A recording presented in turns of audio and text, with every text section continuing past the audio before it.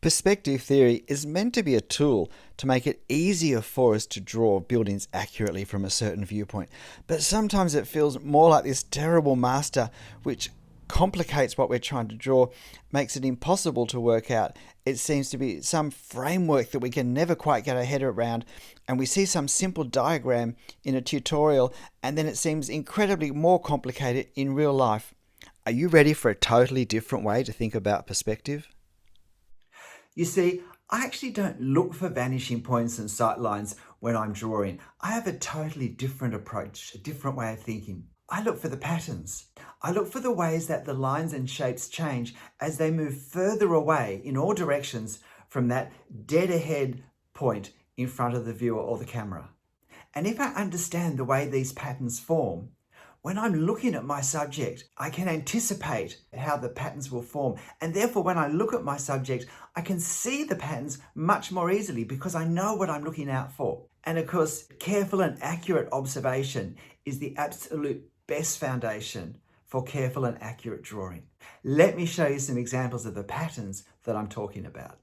What patterns are we talking about, and how do we find them? The first important thing to find in any scene is the straight ahead point. The straight ahead point is the point directly in front of the person looking at this scene, or the spot level with the camera that took the photo. It may not be in the center because photos are often cropped. The best way to work out where the straight ahead point is to look for where the horizontal line and the vertical line meet. So the horizontal line, the line known as eye level, is here where we have a horizontal line in all of the perspectives, and the vertical line is where we have a vertical line, which in this case is here. There's the straight ahead point. The pattern, it's not thinking about it in terms of 1 and 2 point perspective, it's thinking of it in terms of pattern. The pattern is we look for the highest perspective line above the viewing point, above the eye level. And then every horizontal line between this line and the horizontal line has to angle in. The angle has to decrease. And so you have this pattern of decreasing angles. And that's the pattern we have to make sure that every horizontal line in our drawing follows. That every horizontal line fits between the one above and the one below. But of course, this pattern also works under eye level. So again, we take one of our lowest perspective lines, which is the gutter of the street, and every horizontal line above that, the pattern is that the angle increases and increases until it becomes horizontal. And then, of course, if there are still more lines, the pattern is that the angle increases, increases, increases. And so getting this fan of lines, so seeing all these perspective lines as a fanning out of lines above and below the eye level line is the pattern that we need to do. And if we're looking for that pattern, if there's a line that's not in the right place, it's easy to see.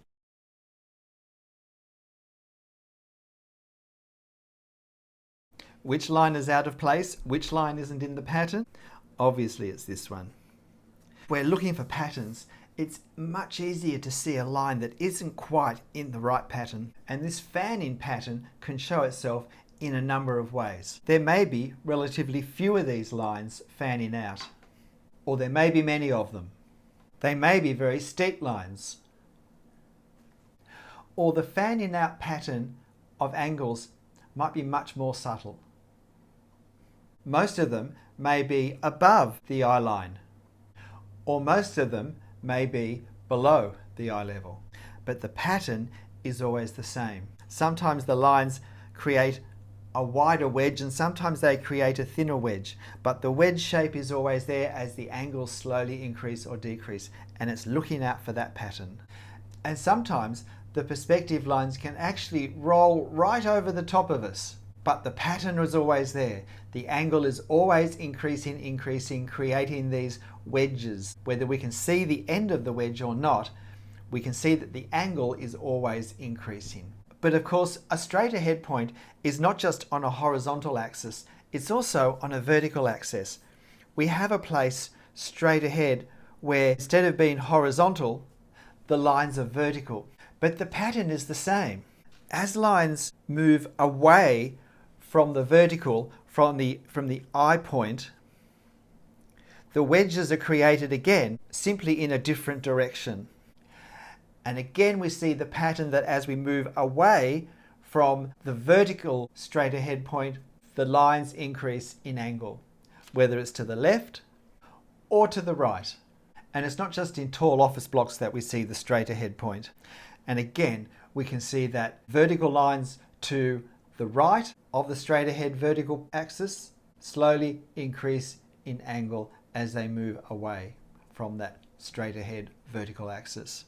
And as you've doubtless guessed by now, if we go on the left-hand side of the straight ahead vertical axis, we have the same effect happening. So this is the pattern, whether it's on the horizontal or whether it's on the vertical. It's that same pattern of increasing angles as you move away from the vertical or the horizontal straight ahead axis. And it works with the vertical straight ahead axis in the opposite direction, when the lines are converging upwards rather than downwards in our previous vertical examples. And again, the same pattern. On the left-hand side, as the lines move away from the vertical straight ahead axis, and it's the same pattern of slowly increasing angle on the left-hand side. In this case, the angle is slight, so the wedges end up being much longer. And sometimes the vertical straight ahead axis can be right on one side of our field of vision. And so the true vertical may be right on one side and all the angles increase in one direction only across the entire vertical plane. What that means is when I took this photo looking up in the Vienna Opera House, I was actually standing right hard against the wall looking upwards.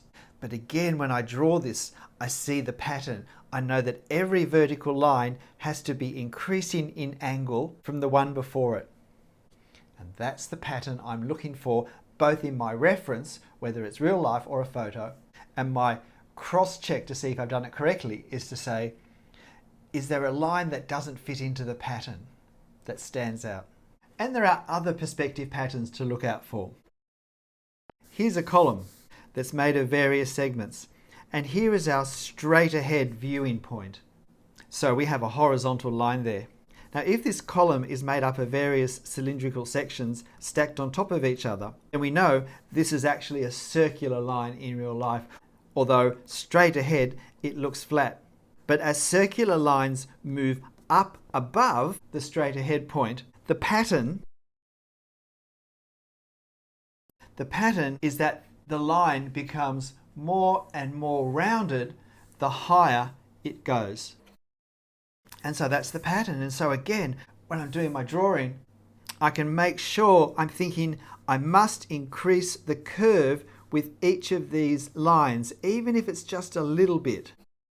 And I find thinking that way in terms of the pattern of the increasing curves is a very good way to keep me accurate in drawing. And if we look at a real life example, we can see that this is in fact the case. Here's one of the massive side entrance pillars at St. Sulpice in Paris, and we can see here the straight ahead line that's actually on the base of the column, and it lines up with the eye level of this person here. And we can see that there's just a very slight curve there. If we go a bit further up, it's a bit more. If we go a bit further up, it's a bit more. If we go a bit further up, it's a bit more. And we can see that this pattern, in fact, is what happens in life. And of course, it's not just in columns that we need to be thinking of this pattern.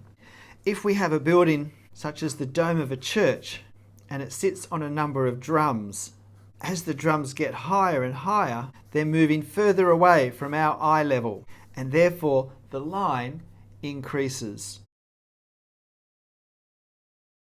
And again, the pattern is, as these circular lines move further away from the straight ahead eye point, the curving gets more and more pronounced. If we look at life, we can see that this pattern is there.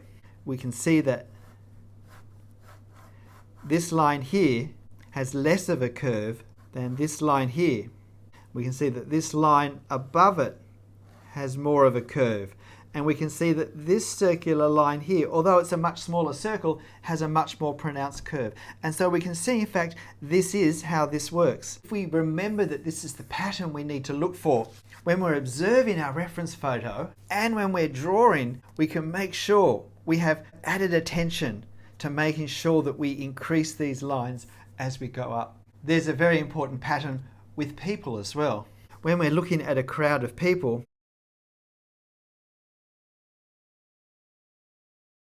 the heads all line up in a straight row, as long as they're all approximately the same height and as long as the ground they're on is flat and I'm looking at them from the same flat ground. So my straight ahead point lines up with their eyes, which puts all their heads in a straight line. That doesn't work if there's a child because they're not as tall. And so the pattern is the heads are all on a straight line and the feet are at different levels. And again, if I remember this pattern, when I'm looking at my reference photo or my life scene, it helps me to see it, helps me to pay attention to what's really there, which is the fact that the heads line up, the feet have to become further and further away from the straight ahead point, the closer the person comes to me. Look at that in real life and we can see all these people in this front section who are all on flat ground, the same level I was on when I took this photo. We can see that their heads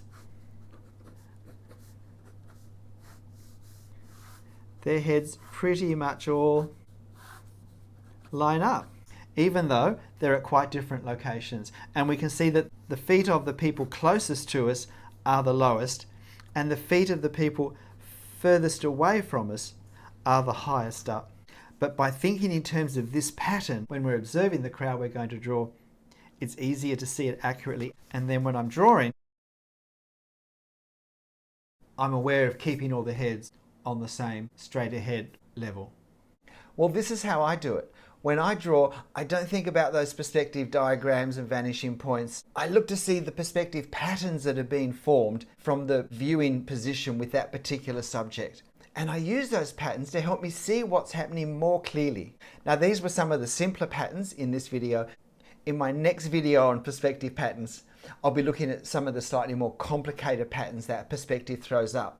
And maybe this just adds to the confusion for you. But for some of you, I hope it gives you a new way, perhaps a clearer way, to not just understand perspective, but also to be able to capture it more accurately in your drawings. So keep drawing, have fun. I'll see you next time. Bye.